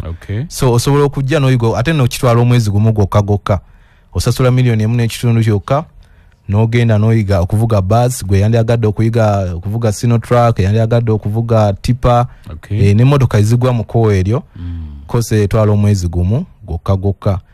Bw'oyiga okuvuga tekubeerako permit, wabula ofuna certificate yo n'ojja wano Uganda no process n'osobola okusasula permit. Kitongole ekikwasaganya nga tomanyi kuvuga ko ddala oba nga genzo omanyi okuvuga. Olina okubeera nga omanyi okuvuga kubanga era kizibu nnyo okubeera nga otandikira ku bus. Olina okubeera nga wali ovuzeeko. Esebo nga Capex nga avuga Nadia n'ayagala ogenda okuvuga bus. Kati eriyo abaagala waliyo yandyagadde okuyiga okuvuga trailer. Ne trailer naye era olina okuba nga wali ovuzeeko ate ng'oweza emyaka 28 n'okwambuka. Yo etwala $3,000,000, emalawo $3,000,000 buli ddi. Ebeera ya mwezi gumu. $3,000,000 mwezi gumu. Kakati waliwo koose endala gye wabadde oyogambyeko ey'okuyiga ebivuga. N'okusinga njagi kugamba njagi kudedicatinga kyeki. Nja kugiweereza nnyo eri abayimbi. Abayimbi musembeze amatumba abulire kano. Omuyimbi ng'oyimba buyimbi nga tolina kivuga kyonna ky'osobola kuba. Bw'otuuka mu studio okubaako oluyimba lwo recordinga, producer yaba akutegeerera. Yabeera kugamba nti wano tuteekewo ennanga, wano tuteekewo gita, wano tuteekewo omulere. Naye bw'obeera nga gwe kennyini nnyini omanyi nti kati oluyimba we lubeera bwe luti wano nja kuteekawo kino. Oluyimba olufulumya nga kwegamba kyofulumiza kyekyo ekirala gwe ng'omuyimbi ojja kuba tolilayinga oba kwegamba tolilayinga kubanga oyimba buyimbi osobola okuyitibwa ku mikolo egy'enjawulo n'obeera ng'obaako ebintu byokola oba bakuyise kugamba oba waliwo concerting eyo ne bakuyita n'obasunira endongo oba n'osuna piano kwegamba instruments nyingi nnyo eziriwo kugeza guitar, saxophone, piano. Instrument zino ozigira myezi 3 buli instrument ya myezi 3 osasula emitwalo 9 buli instrument ng'omuyimbi wetegereza abayimbi nga Aziza Zion wetegereze Henry Mayanja omusunyi w'ennanga wetegereze abayimbi bangi nnyo nga babafunire ddala mu kino ekintu nga ne bwaba tayimbye asigala afuna ssente ayingiza kati gwali eyo ng'oyinze oluyimba lwe bali ku bookinga ogenda kusemba nakyo kakati waliwo heavy machinery operator wandi agadde okuyiga tractor wandi agadde okuyiga ebavuga excavator bulldozer zino machine ezigumiza ebyo byonna compactors abakola enguudo abo bonna farm tractor wandi agadde okuyiga engeri gye bagikozesa koose eno etwala omwezi gumu tulinawo etwala omwezi ogumu oba osoma machine 3 kwezo zona obosazeho nti njagala machine 3 ku zino koose ebe etwala $3,200,000 mwezi gumu then waliwo n'endala nga wandi agadde okuyiga machine 6 omulundi gumu machine ezo oba oziyigira myezi 2 era nga myezi egyo 2 wonna awamu osasula $1,500,000 kakati waliwo graphic designing graphic designing bano abadesigninga ziposta abadesigning ebintu ebyenjawulo eyo koosi etwala emyezi 3 buli koosi eba etwala $1,200,000 waliwo music production and sound management producer bamozati ba Pademani abani abalala besimenye Daddy Andre n'abalala bangi ba Rinex eno course n'omuyimbi naye asobola ogigenda muba omwana ayina ali eyo amaliriza okusoma nga wandi agadde okuyiga ebintu bino kakati course eyo etwala emyezi 3 buli course etwala emyezi 3 buli mwezi ebeera $1,500,000 waliwo creative branding embroidery and heat press training bano boolaba kati tugeze tuli mu biseera bya campaign ezolaba ebifaananyi bibateeka ku ma t-shirt engeri gye babiteekako ebeera creative branding oba embroidery so ne uniform z'amasomero kabaaji ako kolaba ke bateeka ku uniform ebeera embroidery oba screen printing so gwo mulimu guli awo mulimu ogwo gutwala oba koose eyo etwala emyezi 3 buli mwezi oba osasula $1,200,000 waliwo koose gatuwumbawumba kadde kaffe kaweddeyo koose nsigazaayo nga 2 wano tulina tailoring and fashion design eba gyetwandiseeyo okutunga etwala emyezi 6 buli mwezi eba $1,000,000 tulina events decoration okutimba ku mikolo etwala emyezi 3 buli mwezi osasula $1,200,000 koose esembayo hair dressing okusiba enviiri koose eyo babadde nga bagitubuuza nnyo koose eno temugirina etwala emyezi 6 eya saluuni omwana nayiga ebintu ebyenjawulo silos ez'enjawulo ebazisiba eba etwala $9,000 buli mwezi nga bwe nabagambye nti ezo sente z'oba osasudde kwe kubeera eza training kwe kubeera uniform kwe kubeera entambula okuva Uganda okutuuka e Kenya n'okkomawo kwe kuli ebyokulya n'ebyokusula byonna bibeera okwo esebo kakati akadde kadduse simu wano zivuga naye sigenda kuzikwata olwakadde ampuliriza nsaba omukulu ono kabawe essimu ze fresh to safaris kabawe namba ze z'essimu mumukubire direct kubanga akadde abagala okubuuza ebisinga ku ebyo abagala okumanya ebisinga ku ebyo ekisooka njagala obajjukiza fresh to safaris nga bwe nabagambye obwanga bamubalooza tetugaba mirimu wabula wabaawo omuntu alina byayize ne tufuna omuntu ng'anoonya omulimu ogwo gwe wasoma tukuconnectinga ne tukugamba nti kati wano waliwo omulimu guno bwe guti fresh to safaris tusangibwa Kampala ekizimbe bakiyita Sedona complex tuli opposite ne Mukwano Mall ewa Kisekka so bw'obeera nga obuzaabuziddwamu kasi totuuka e Kampala otukubira ennamba zino wammanga noti 764 noti 4 7 noti 764 noti 4 7 3 noti 745 8 3 noti noti 745 8 3 noti nakugambye enamba zino kweziri ku WhatsApp osobola okusindika ka message gwatali mu ggwanga noberanga obako biwebuuza noddibwamu. Oba osobola okutukeberako ku mutimbagano ogwa Facebook kwetuli, TikTok kwetuli, tubeera tu updating ebintu ebyenjawulo ne tube noberanga okugamba obako byomanya byotasobodde kumanya lunaku lwa leero. Sikusibudde ogamba nga tonaba kunsibula kansooke neebaza abadde batuwuliriza okuva gye twatandikidde. Mwebale nnyo abasobodde okwogera Fresh to Safaris ebbanga lyetubaddewo. Njagala ntumireko maama wange Kimanyi kwoli mukyala Nafuka Joyce gyali awo emasanafu ne mwannyinaze Egayaza Manyangwa Esther Nakibiranga kutumiddeko nnyo n'abantu bonna abalibeereeyo Ebuyala Mityana Road batumiddeko nnyo. Ssaabasajja Kabaka wangaale. Z2 Frederick okuva mu Fresh to Safaris. Ampuliriza ensonga bwetyo bweri omulimu gw'omu tuba tugamba nti bugagga kubanga nga we nagenda nti buli woobeera ogw'otambula nagwo era ekyokukola kiba kizibu nnyo okubula ng'olina omulimu ogw'omutwe gwa kugukamu ku myaka gyonna ssente ziba zikunoonya. Kisitwage mukubire ku nooti 764 nooti 47381 oba nooti 745 881 3 nooti emu mukwatagane. Kankomewo twogere ensonga za ebyobufuzi bukulembeze na byonna ebigwa mu mbeera ebyobufuzi nga gye tuli mu ensangi zino. Tuva ku Manduso. Ampulirize Manduso ku dakiika ziri 5 zokka bwe ziti zimaze okuyita ku ssaawa 2 ez'ekiro kya leero. Nga bwe kutegeeza nti enteekateeka z'okulonda akakiiko k'ebyokulonda kategeezezza nti okulonda kwakubayo ng'ennaku z'omwezi 15 omwezi ogwa January omwaka ogwa 2026. Akalulu kagenda okukubwa akababaka ba Parliament ne President bagenda kulondwa ku lunaku olwo nga 15 omwezi ogwa January 2026. Ekitegeeza okunoonya akalulu kujja kukomekkerezebwa ng'ennaku z'omwezi 13. Ate olunaku olw'enkya n'olunaku olwokuna kusunsulamu abo abeegwanyiza ebifo ebyenjawulo ebyobubaka bwa Parliament nga basunsulwamu ku bitebe by'obukiiko bw'okulonda ebyenjawulo. Ab'omu Kampala bagenda kubeera Ntinda, bagenda kuba Ntinda. Ate Wakiso bajja kubeera ewaabwe, ab'ebitundu mu disitulikiti z'enjawulo bonna bajja kukolerwako mu bitundu byabwe. Nina abakulu babiri beegwanyiza kugenda mu Parliament y'eggwanga bakiikirira abantu mu bitundu ebyenjawulo. Asooka nina Mukiibi Robert. Mukiibi ono munnakibiina kya Democratic Front. Tulamuseko Mukiibi.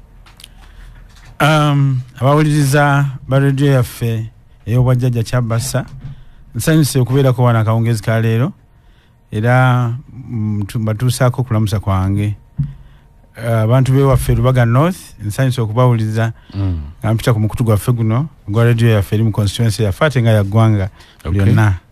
Nga obadde tuwulikika mu byobufuzi ovuddewa?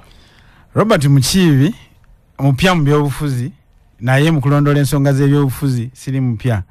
Mbadde mukulembeze mu banka yaffe ya Centenary okumala emyaka 10. Ate ndi mutandisi w'amasomero. Obadde okulembera ki mu Centenary? Mbadde mu banking and customer service. Ate era ndi mutandisi w'amasomero mu Kawaala ne Wakiso. Nga ndi muzzukulu wa mukyala Nakitto awo ku Bawala Kata.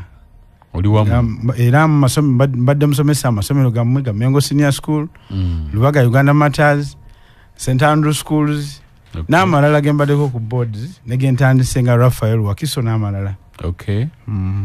Oli wa DF? Ndi wa Democratic Front. Lwaki walonze DF? The Strong Democratic Front. DF buli muntu yenna ayagala okubaako kyakola akikole bulungi alina okubeera n'abantu ab'omuggundu baalabirako nga bwe bagamba nti ennyonyi enkulu yayigiza entokola ki? Okubuuka. Kati ene waffe mu Democratic Front tulina bannabyabufuzi abalina experience abalambika ensonga ne bazirambika bulungi era n'ebibiina ebirala bakozesezza ku bantu be tulina kati mu Democratic Front kubigunjaawo n'okubiwa set up ze byeyagaliramu kati.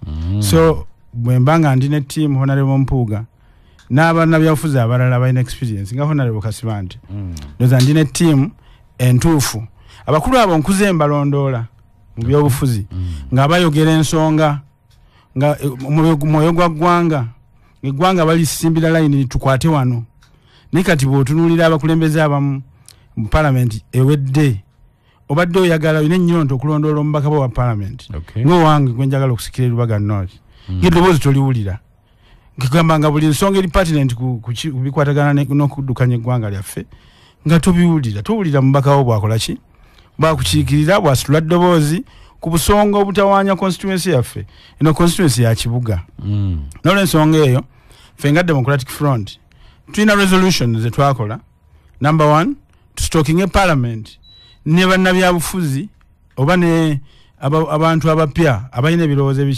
ebituufu kwe tunaasinziira okuddamu tutereeza amateeka ng'ag'ebyokulonda n'ebirala kubanga bingi ebikosa eggwanga lyaffe bisinziirira ddala mu parliament bwetaba strong bannabyabufuzi abatali batuufu bagikozesa byebakola ki byebaagala nti nebakuba bukubi ki mu ngalo so twetaaga tuzzeeyo parliament erimu ba true legislators abantu abanalondoola ensonga ne babeera articulate nga tebadduka muzindaalo mu parliament bagudduka baliyo obudde bwe butuno bwebutaliwo bwokuteesa ombaka kantinti sebo lamuseeko mbalamusizaako mwenna batuuliza olunaku olwaleero kansooke nsiime okumpa akakisa naddala essaawa zino okujja okubeerako wano kukkiriza obagaana kubanga ffe abali mu politics ow'okuvuganya sijja kubayita bannabyabufuzi n'abali mu posi ow'okuvuganya kana akaseera kana akazindaalo kabeeranga mata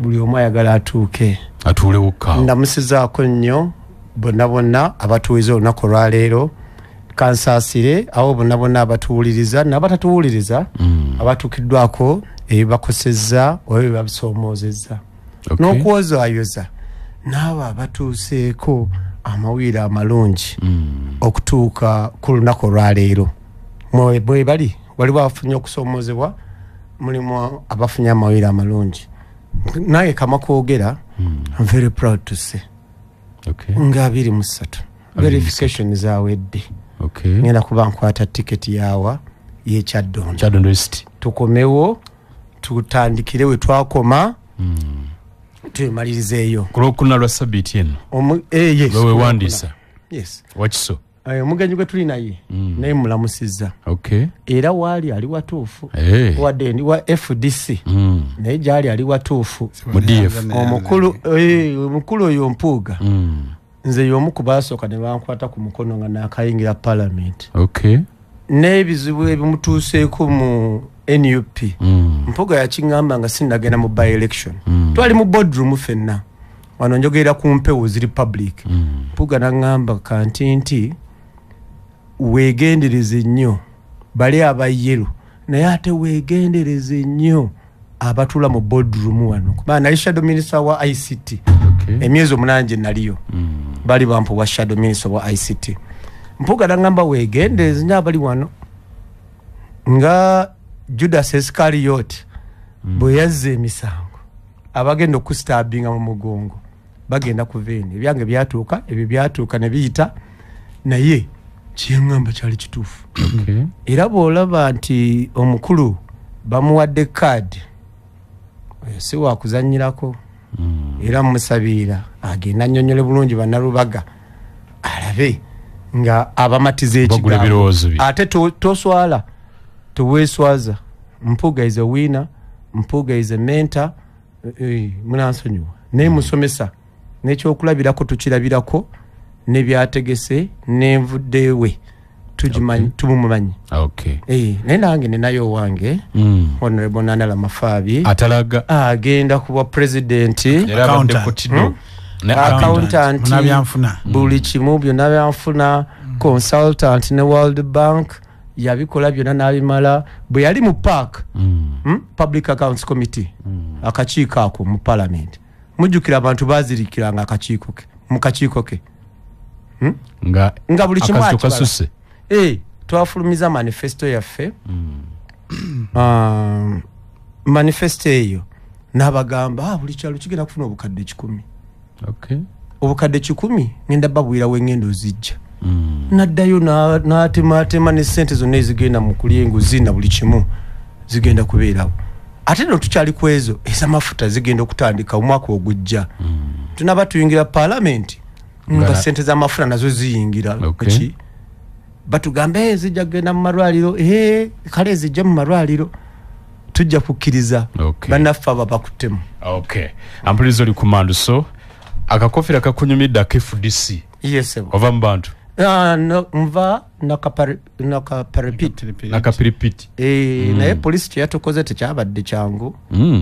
Twawonye ne tuvaayo naye n'abantu beeyo bagumu. Okay. Obwedda babagaana okuyita wano oba bayita mu nsiko nga bayita mu nsiko ng'otuuka gye bakola ki gye balaga kati Okay. bino ebigere byolaba era abaproducers nabo kambeebaze bankwena ngamba olinayo akadde okkiriza obagaana olugendo olusembayo ndulinnya ebooda nsire ntuuke wano eno program yankizo nnyo. Okay. Mukibi ogenda kuwandiisa ddi? Abampuliriza mbakunga mumperekere kubanga ndi mbaka wammwe mwe mwampise mwe mwantumye nga mulina ensonga zammwe ngenda kwewandiisa nga ku Lwokuna nga 23. Okay. Era mbakunga mumperekere nkikoze tubeere n'eddembe. Munnange yewandise ku lulwe nange newandise kuki ku lwange kubanga nawulirayo abakola ebyobufuzi obubi nga bagala tuvuganye ne ku kasonga aka katono ddala. Okay. Ffe tuli ba mirembe tumujje mumperekere twewandise mu mirembe. Twasabye olukusa nti tujja kutambula tuyiteko mu bantu baffe Nankulabye, Kasubi, Kawaala, Namuŋŋoona, Luyinja malire masanafu. Si procession abakulu gye baagaana yabakakika k'ebyokulonda kulaba constituency yaffe nga bwetambula. Omanyi bw'oba ogenda mu lugendo olwetegekera amaaso olina okugolekera ebitundu eby'abantu baffe basinga okukola ki okusiisira olutuleke tupulaninga bulungi kampeyini yaffe. Njagala okukunga ne bannayuganda nti DF ebaleetedde bakandidates abatuufu nga okusingira ddala Oweekitiibwa Mathias Mpuuga omuteeketeeke ate atuteeseteese. Okay. Abannamasaka mumulabire ddala singa tuddayo mu parliament nga tumuyina tujja kubeera ne leadership entuufu. Okay. N'abalala. Okay. Tweyanze nnyo. Ndaba wano ka message Matya Lwanga Bwanika agenda Busiro South agenti nze ngenda kwewandiisa ku Lwokuna nga 23 ssaawa nnya ez'okumakya. Manifesto yange nja kugitongoza oba kugironkinga nga 25 ku Saturday ku Paradise Gardens Bweya Kajansi era ku ssaawa nnya ez'okumakya. Matya Lwanga Bwanika yewandiisa Lwakuna. Kanti nti lwaki okomawo waliyoko naye ate kati waliyo abali ate abaweereza ate era ab'amaanyi. In fact gy'oli ye minisita w'ensonga z'ebweru w'eggwanga. Shadow Minister ow'ensonga z'ebweru w'eggwanga. Kuga musajja wa muzinzi eyakuddira mu bigere aliyo kati. Yes. Kiki ekikukomyawo ate? One ekinkomyawo abantu b'ekyaddondo bambuuzizza otulekeredde. Era Kyaddondo eyo mbadde maze akaseera bampuliriza bamanyi kwe bali ku mpewo. Mbadde maze akaseera nga nze sijjaayo kipande na kimu nga ku radio wano mumpita naye kabadde kakodyo nga tojja nga sijja mubadde mumpita enfunda eziwera era leero bwe bankubidde essimu ne bagamba ssebo leero najja ne bagamba ngenda kujja ne bambuuza lwaki ne bagamba kakodyo aliyo kati abadde takola mba muzuukusa osanga n'ekibiina kya Nuupu mumaze wano weeks nga 2 muteesa ku nsonga za Nuupu ani gwe bawadde kaadi ani gwe bammye nze aliyo gwe nabadde njagala nasirise ne bamuddiza kaadi musajja nga ateesezza ati nsumuludde musajja nga mu parliament ateesezza abatuwuliriza njagala tugabanemu information omubaka wa parliament oba olina by'olina okusoosowaza abantu ffenna nyambaako wano ku kigambo tulinamu ka selfishness kweyagaliza nze kantiti neeyagaliza kantiti nenjagaliza famire yange ne mukyala wange kantiti nenjagaliza maama wange ne famire yange n'ab'ekika awo abalala ne balooka bajja era bwe kiba kati memba wa parliament yenna first lesson era Mpuuga ye yajinjigiriza sooka osoosowaze abaakulonda bwe abali ku list number 1 ng'oli mubaka wa parliament muto wange ono kamubuulire nange nakijja ku president wammwe Mathias Mpuuga kaakati oddeko osoosowaze ekibiina kyo naawe genda osoosowaze endowooza ne manifesto eya DF byemugenda okutuuza abantu kitegedde. Then 3 oddeko osoosowaze ensi Uganda kubanga bwogenda wali noolayira oba olayidde nti ogenda ku protecting a constitution ya Uganda n'okuteesa Uganda yonna bagita Parliament of Uganda. Then ekisembayo osoosowaze olubuto maama eka naye aguleyo gomesi empya agumire mu Mothers Union ne mu Poesa nga wa mulembe. Okay. Tuli fena okusoosowaza abalonzi tegeeza ki? N'abaana okusoosowaza kigamba nti okusoosowaza abalonzi kye kirina okusooka. Otegeeza ki mu ekyo olina kubasoosowaza oti? For example muto wange abadde ayogera na submitting nti Rubaga bali mu kibuga. Ebisoomooza abali e Rubaga si bye bimu ebisoomooza bali mu Kato corridor. Ewaluta maguzi katutunulire anti ewakato corridor aliwange ngenda kujja mbimanyi ewakato corridor bajja ko bagamba nti taxi zino zazze ne ziri enteza fi eddagala yenkwa eddagala lye mulese telikola Rubaga tugenda bisangayo Ekyaddondo East tugenda bisangayo Ekyaddondo East abantu bagenda ko bagamba naye bei ya sementi nga yamanyi nyayingira kubanga Ekyaddondo East ina estates. Okay. Ekyaddondo East omuntu aba ajetegereza eri Kampala Metropolitan tetwawukana kuna bano bannaffe abeerubaga betwagenda mu COVID fa abaaliwo nga tukufollowing ensonga abaana abato n'abakyala abakulu bangi bayiga nti tolina kugenda mu kibuga Kampala wakati okukola abali mu Wakiso. Okay.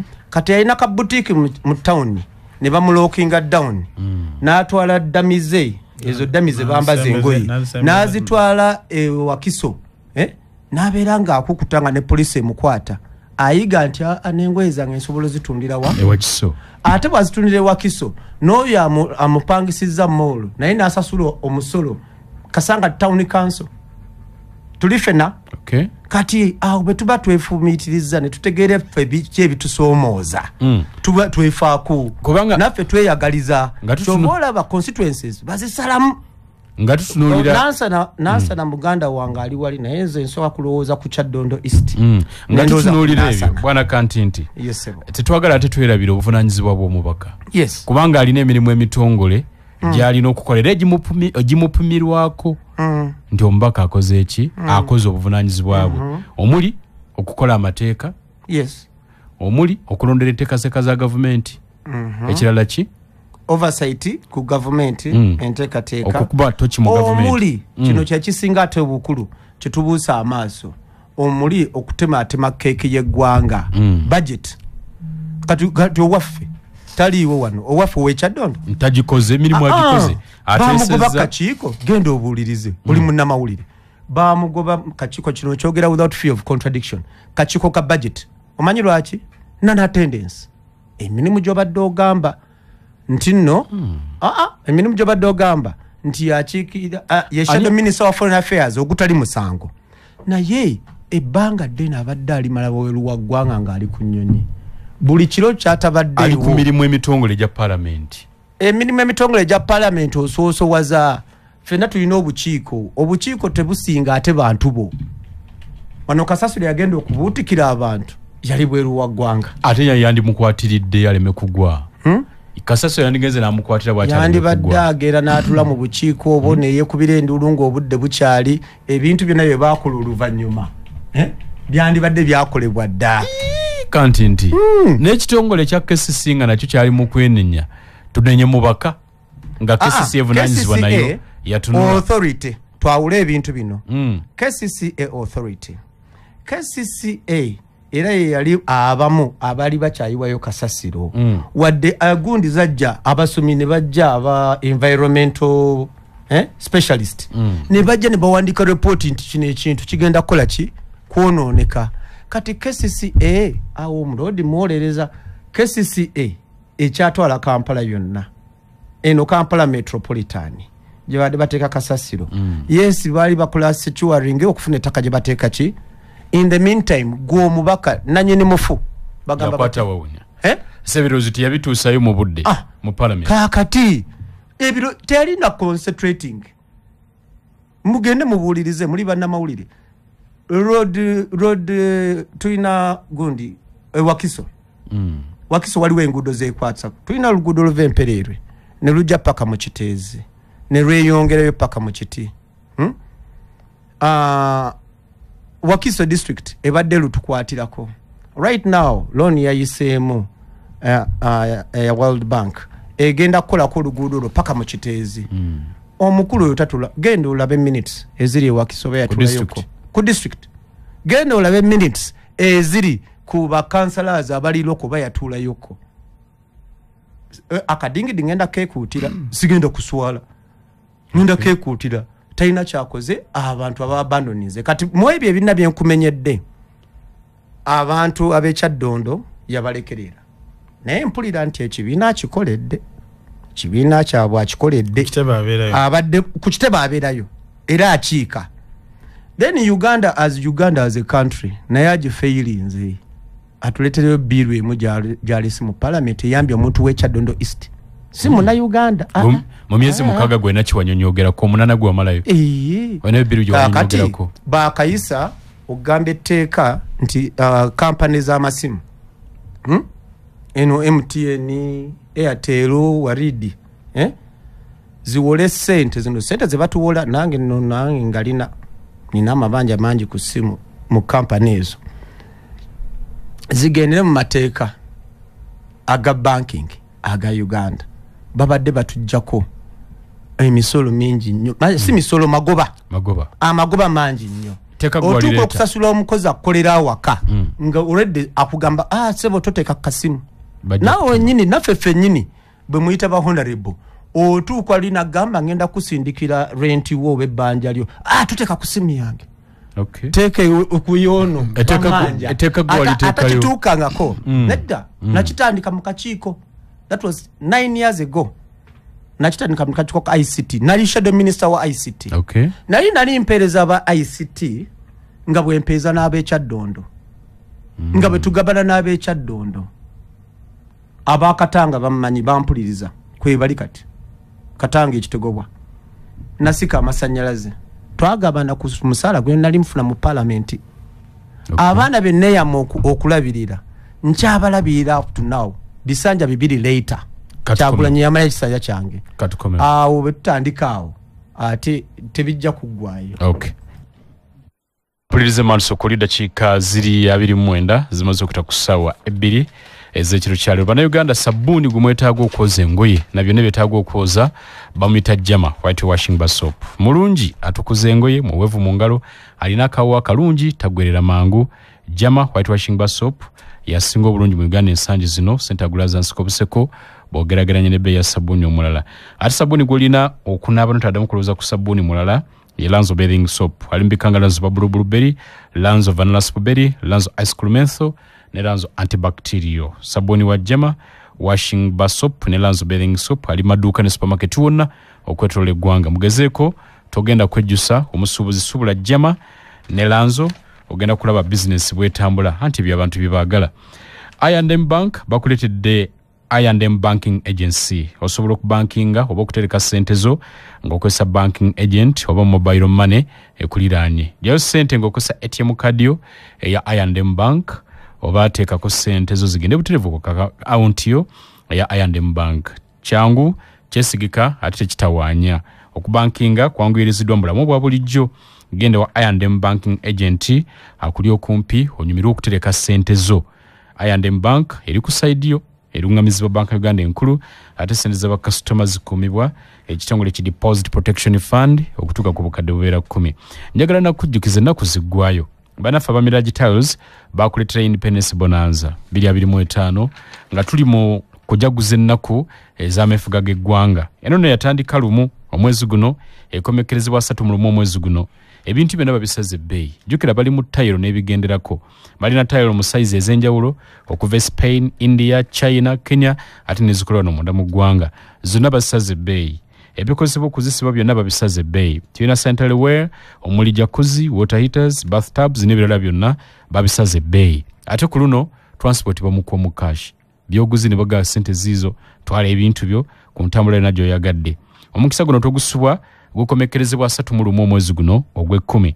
Genda e Bugolobi Chinatown opposite Uganda Bati ogenda okubasanga mu Lwana Road awo wokka we bali mu Uganda yonna matabi gonna bagakuŋŋaanya ne bagazaawo wamu. Bakubere ku noti 754 43 45 66 oba noti 779 89 3 99. Honorable Kantinti nga nva gy'oli.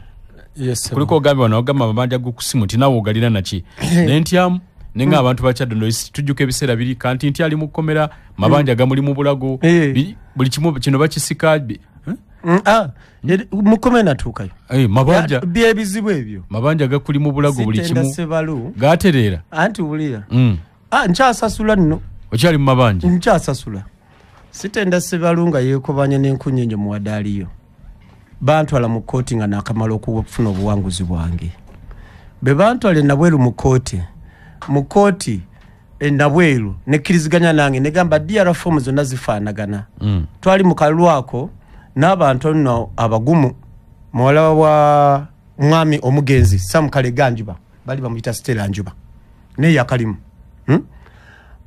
ne bantwala ne Stella Njuba n'ampa DR form ze nga I am the clear winner.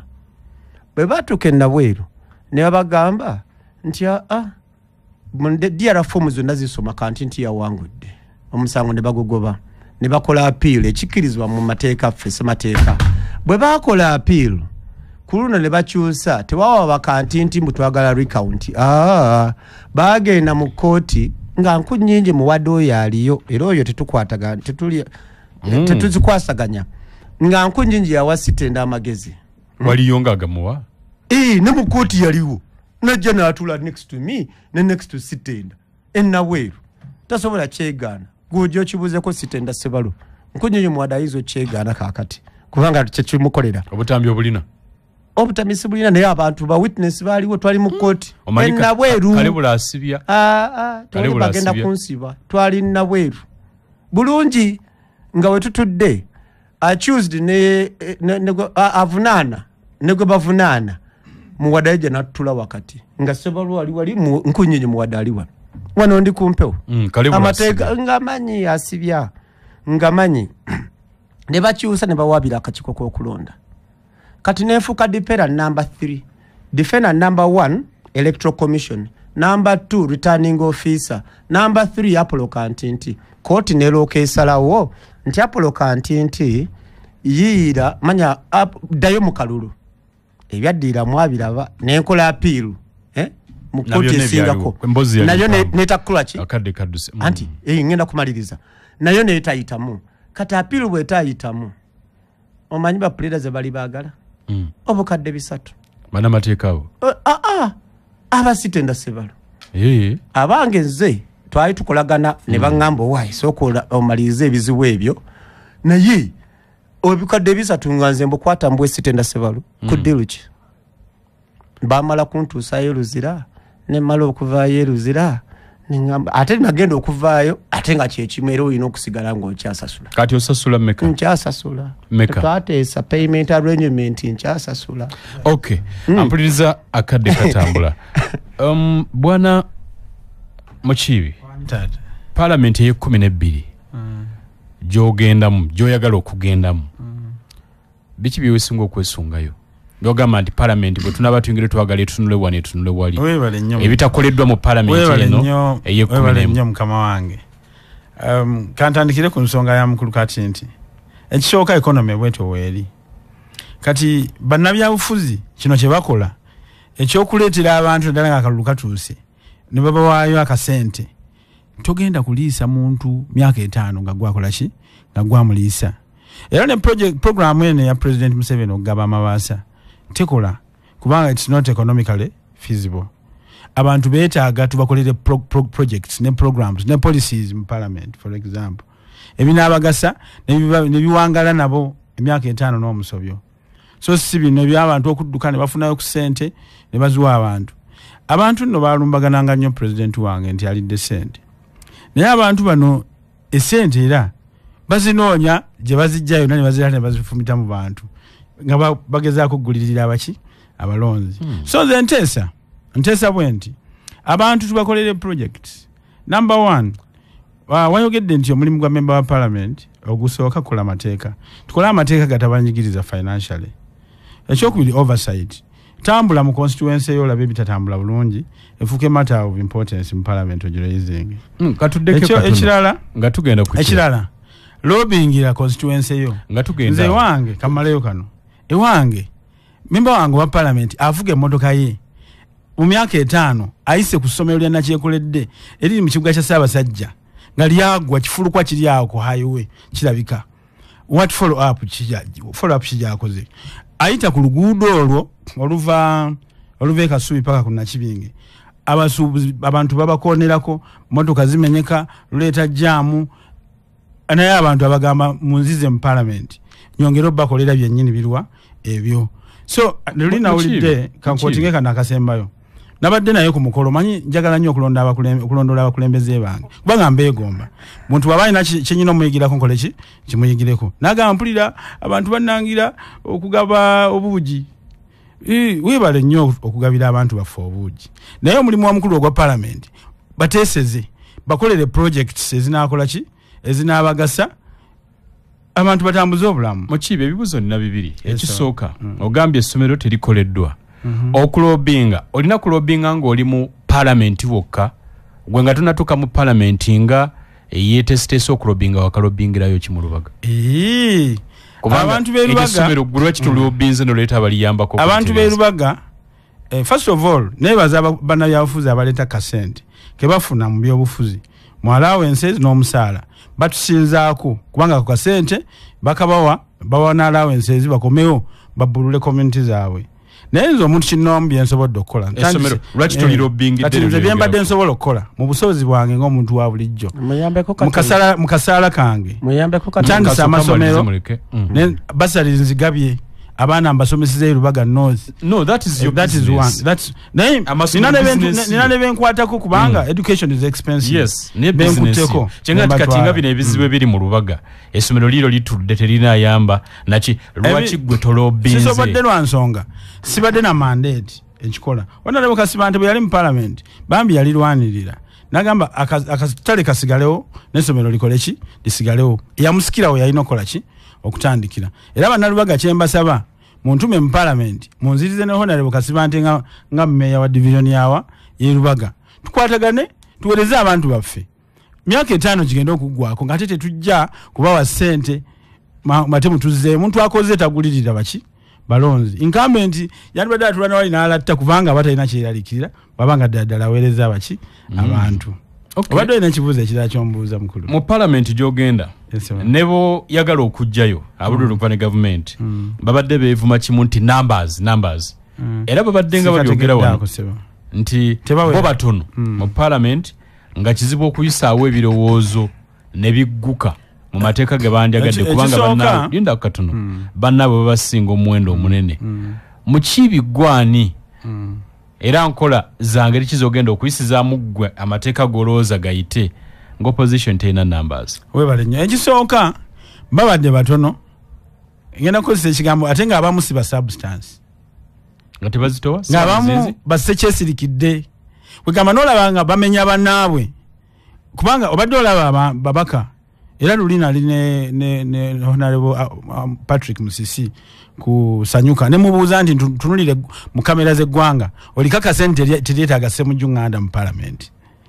Kugamba ababaka abamu bamenyeka abalala babamenya kubanga mwandibadde batono naye nga amaloboozi amatono ago mwenna mukola ki mugasitula naye abalala basirika busirisi. Kati nze mukiibi naturally I'm a born leader era mbadde mukulembeze all through my life. Ensonga yonna eruma abantu bange eruma eggwanga lyange nsitula eddoboozi nenjogerako at least tulabe nti omubaka bamudinayinze space to make mention on the floor of what parliament. Bino byonna tetubiraba si nti mukwano gwange simwaga no mulondodde asambye kyasambye nja kusamba okusinga kaawa abantu bange ab'Erubaga North. Yali mugezi Haji Hussein Kyanjo.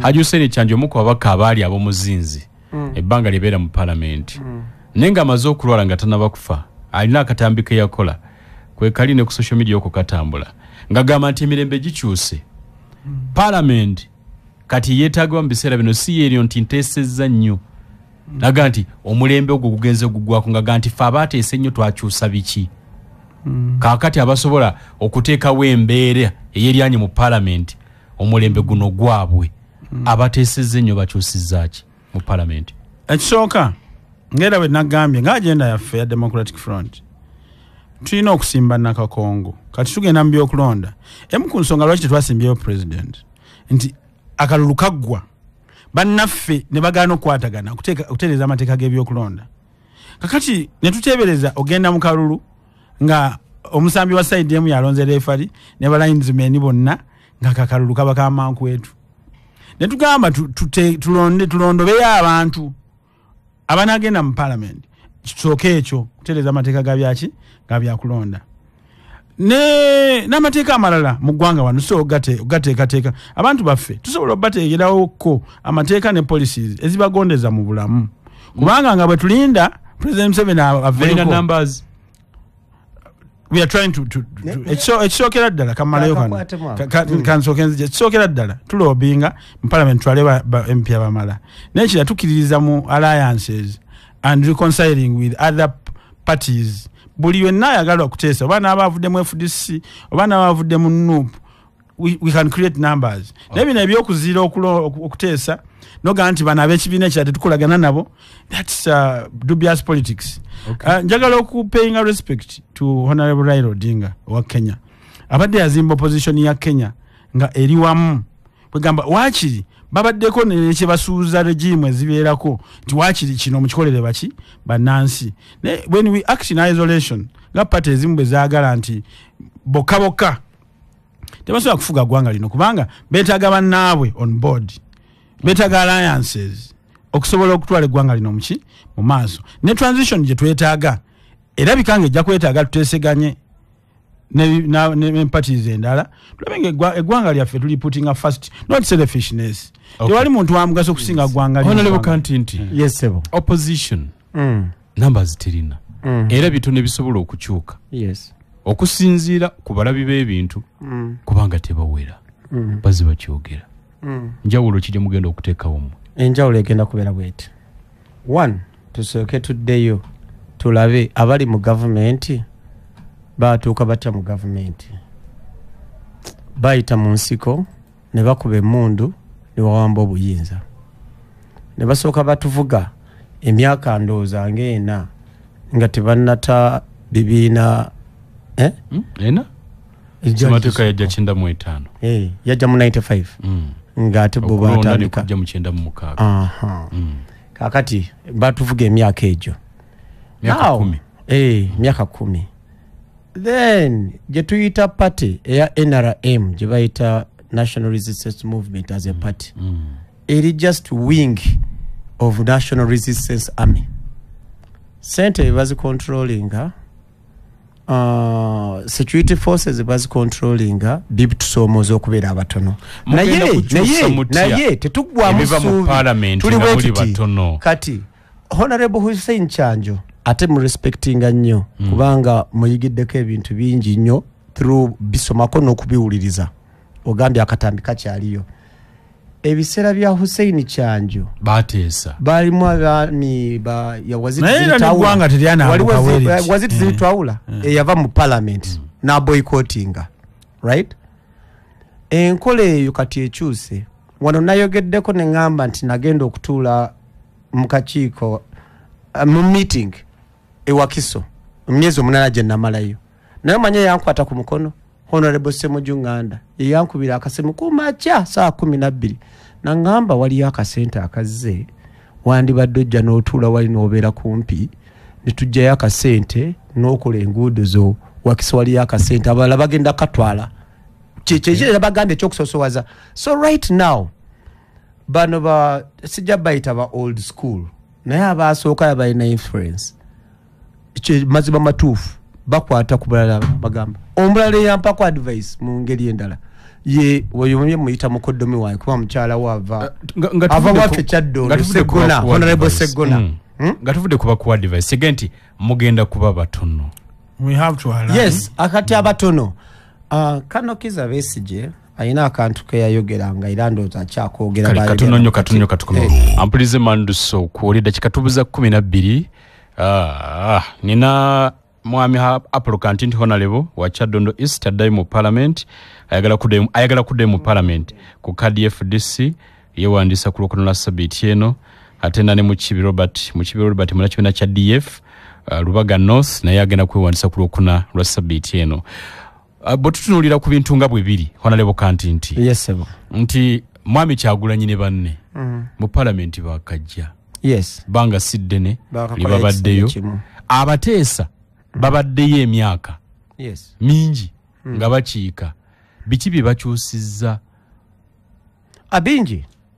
bingi in fact nga sijjukira kambawe example ya honorable Ssemujju Ibrahim Nganda waliwo ekiteeso kye yali aleese nkyerabidde off head naye aleese ekiteeso ekyo somehow ya maneuveringa ne side ya movement n'agiguza ekiteeso ekyo era baatuuka bwe tuddayo mu Makamu archives baatuuka ekiseera babuuza the eyes and the nays anti omanyi mu parliament we bakola kiteeso kyali kiri kikwata ku nsonga ki ekiteeso sijjukira exactly ekiteeso kya nsonga kingenda kilookinga up naye ba eyes abaali bakkiriziganya ne Ssemujju baali basinga namba speaker na overruling nagamba the nays have it gyekali era omuntu atuwuliriza agenda akakebere honorable Ssemujju yali akalese wa opposition ate yasinga nokala kata government naye olaba nabali bakkiriziganya naye so it's not about the numbers it's about what packaging bill yo oba bill oba inekiteso choba oba ineteka lyo yagala okuleeta nabali nobagamba ebintu ebitusomooza bye bimu ono ekisingo tusomooza chovola ba government programs ziliko operation wealth creation kiriko nyoga kuliko obwavu noba NRM bumuluma obwavu bw'NRM bumuluma kati bwogende wakinya matama wadde ali saidi eri obaze independent obaze ku NRM ticket n'omugamba honorable Kinamputa munaye sooka olabika n'akantu sooka ombacking ojja kubacking mikago tulina gitta ate fenna tuli omu ate fenna ebitukose ebyo obwavu n'obutagabana bulungi keeki ya ggwanga ate wonna weeri ne mu western ne mu northern ne mu ki keeki obutagigabana bulungi buli omuntu agamba mwasaliddeko akagati katono nnyo ku mugati gw'eggwanga nze munyongeremu bwana Mukiibi njagala kugenda ku masimu nago gago gakanfune ngemu 2-3 naye nga sinaba kugafuna wagenda nti akaluti mwateekawo na ku ntebe ya mukulembeze wa ggwanga kubanga byonna tebiri mu mazima sibogambye si bya mazima na bwenkanya amateeka tegali favorable ani ategeka akaluka mu makabaka ba parliament si ye muntu yomu mwami byabakama mwami byabakama kati kolwa ki mukagenze kakati ekisookera ddala akalulu tetwesimya na president Museveni anti yategeka aka president Museveni waggulu yategeka n'akawansi yakategeka amateeka mafu buli kimu kifu naye kakati anti obaako kyosooka okuteeka amaanyi twasalawo nti amaanyi tusooke tugateeke ku local government ne ku parliament tulabe tupushing amateeka gano kubanga bwe tugenda mu parliamentary elections these are constituencies that are small tusobola okwekubira enduulu kugamba naye bwe tugenda mu national registry bitutabukako nnyo waliwo constituencies ezimu ze batugamba nti kyenkana n'ente zikola ki zironda naye wano e Lubaga North tusobola okutaayizaako ali n'ekirala be batuwadde banafumu amusole tuse ndowooza tubasobola tebasobola kwewoza so ndowooza tugezeeko wano tulabe njagala okusanyukira bannabyabufuzi abanoonyeza obwenkanya bannabyabufuzi banjiikira mu Lubaga North wano nga bagamba ffe batusosodde nga n'abantu baffe bagamba nti ono yalina ground bamumye tiketi ate ono kampananga abamu nembasaasira ate nga abangi webasonga oluno ekikola ki ekyabikira mulimu abantu abaganzi nga baba amatiketi naye nga balina webasonga olunwe nti senkulu omu eyasalangawo bakola ki bayagala banenze sijja baawula yawula naye abakulu nga Honorable Musiri tubaaniriza mu Democratic Front nabyo abakulu abazze ate nga musaayi muto ate nga balabika bazimbye ground mwebale kubanga bambi Honorable Musiri nalabikanga naye ku talk shows somewhere bambi azimbye ground kati ne bajja namugamba ati kati gwe vaawo abadde osimbeyo Kampala kakole ki kajje wuwo ebintu bwe bityo tweyanziza CBS wanji Hello. Wanji? Tata we bali kuweze gwanga Uganda n'Obuganda. Esewo. Ingini ya Kyankaga mpunga waseje nsinziridde eno. Mr. Kampinki ensonga zinyonyodde bulungi nnyo. Neera kyengezaako okumutegeeza ati ffene ewakiso twasazeewo tugenda kulonda Kasavu Kanyama. Era Kasavu Kanyama yagenda okutambula ewakiso eno tekyali byakutiikinga butiikinze ebyo ebyaddiira mupango twabigobye. Kasavu Kanyama yagenda okutambula Kyankaga mpunga wakiso. Kale batulabire CBS Wanji? Wanji? Webale tuweereza. Ye mukulu. Olina omuduumizi ssebo w'amagye g'eggulu Meja Umar. Namusiza mukulu Katiiti nkwagala nnyo ssebo. Naawe omukulu wa DF nkwagala nnyo kubanga ogondedde Mpuuga. Mpuuga musajja avunaanyizibwa n'ekyamugisa eri. Olw'obunaanyizibwa bwe n'enfaanana ye n'enkula ye n'enjogera ye. Mpuuga ye yamugobesa. Ate muze ne mukola ekigambo ne muleeta Kasibante Moses kubwa meeya. Era abeeru bagasibakubiriza tumulonde Kasibante Moses n'ab'e Masaka mulonde Mpuuga odi ne Katiiti nabo bakuwa akalulu kubanga yaliyo simumanyi ne maama wange Misa Kabanda naye bamuwa akalulu mwe bali tuweereza. Kale batulabire CBS Wanji? Kameka. Esewo. Wonga mkumpereza tata. Esewo. Kasa madi ndiwe mode kukola yekesiga. Abakulu abali mu studio balamusiza. Waliwo omukulu ayogedde ekigambo ekintanudde n'okuntanula. N'agamba Pulezidenti Museveni ye agaba bugabi mabaasa. Pulezidenti ne waba agaba mabaasa ffeno ku muluka ekyesiiga bawadde abantu miliyoni 10. Okitegeera taata buli muntu omunaku alina akakadde ke. Okitegeera biri Pulezidenti Museveni birimuleese kubanga yagamba alikuuma bikoleddwa n'akasemberayo ddala ssente z'abavubuka ziri abantu abaana bazifuna emyuga gitambula n'olwekyo Katonda tunuulira mabaasa tunuulira saaviisi omuntu wa wansi gy'afunye. Nze Madindiro Modde mu kyesigo n'olebona olulimi abaagala nnyo. Batulabire onagambye Cosmas Sebuliba ali mu Nyendo Masaka mbuuliza omwami Robert owa DF nti DF bwebanga eri ku ludda luvuganya gavumenti mubulwa mutya omuntu yenna gwe muwagira ku bwa president kakati tubeesige tutya muli baludda luvuganya gavumenti naye temulina gwe muwagidde. Wanji? Kulolameka. Esewo. Ange nkulamusizza nnyo. Esewo. Nya Saalongo Ssekalala nga nsinzidde Butaaya.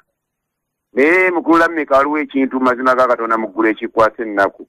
Era n'olabira ddala nga abakulu bonna aba DF bonna bawagira Pulezidenti Museveni. Kubanga era nga bw'oyogedde toyinza kunnimba nti gwe kuba Pulezidenti tolina gw'owagira. Kitegeeza nti bwe tunaabeera mu kulonda ababaka olw'obuuka emmeeza ya Pulezidenti n'ogenda kuza ababaka olweteeka kuba ng'olina Pulezidenti gw'owagira. Era nze kyensaba aba DF mubeere balambulukufu mwogere Pulezidenti kumuwagira ekitambule. Saalongo Ssekalala akuume. Okay, akadde kaduse dakika tusigazza ziri 2. Onagambye nze gy'aviira mugwanyo okyole ky'abakadde abakulu mbalamusiza mbuuza Honorable Kantinti ayagala kukola ki mu Parliament mbaka aliyo kyatakoze. Ate wa DF mukoneddemu agende mu maaso nagawalukaga musirimu musibiro lwengo aganti ffe katulabe kuba ensonga abakozeeko bye tulabyeko. Okay. Kale. Katu umbe dakika emwemu tumalirize. Neyanzege Mukulameka. Bannange Uganda mwagadde Uganda. Era President Museveni tumuvuganyizza emyaka 4 plus. Era nga kiseberezebwa nange nga nkikiriza nti waliwo abawangudde akalulu e Uganda naye tebalayiranga. Ebyo byonna kwegamba okuddamu okugenda mu kalulu ak'amancholo ngaako tuba tusiwansaano ku mazzi. Kyetwava tugamba nga DF kubanga Bobi Wine owekitiibwa yatugamba yawangula akalulu abangi twamulonda naye teyalayira n'atugamba so tetwakakuuma olw'ensonga amateeka agaliwo tegakkiriza mulala kulayira era ne bubulwa gwe muwagira Kano Kizza Besigye tuteebereza nti yawangulako akalulu n'olw'ensonga eyo tusooke tutereeza amateeka g'ebyokulonda. Okay. Bannayuganda bwe tutateereza mateeka ga byakulonda n'amateeka gafuga ensi ebintu bijja kuggwa bingi obuki olubege. Mbasuubiza nti ffe abajja mu palamenti bayanga blood tujja kuwa palamenti ena amagezi ku byenjigiriza ku byenfuna n'obukulembeze ne ideas empya. N'olw'ensonga y'abantu b'erubaga North epeesa ettuufu ye Mukibi Robert wa Democratic Front. Tweyanziza mwambi Kantiti ng'oddamu Honorable Charles Rubinge namung'ona genti muganda wange Mukibi ofaaki eyasuluga muganda wange Mukibi ofaaki naga Mr. Kantiti wakola ensobi wandigidde ku kadi ya Nuupu kati olina olusozi lunene nnyo. Charles Rubinga namung'ona Charles Rubinga weebale nnyo ssebo okuteesaako n'ekibuuzo kyo naye eyofuzi byange mbitaddekidde mu FDC. Era fenna ne Nuupu ekigendererwa kye kimu kukyusa mu mbeera bweri mu Uganda. Tuyinza kweyita bankyukakyuka. Kaakati bwe kiba nti nno lwakubanga nagwa nti nno ndi wa FDC nze ngenda kusigala nga nkyannyonnyola abantu paka lwe banaategeera. Okwogera ku ky'Abaganda baffe aba DF nabo njagala mbawulirize. Tekitegeeza nti nno bw'okola ekibiina ekivuganya gavumenti ate mwenna mulina okufrontinga.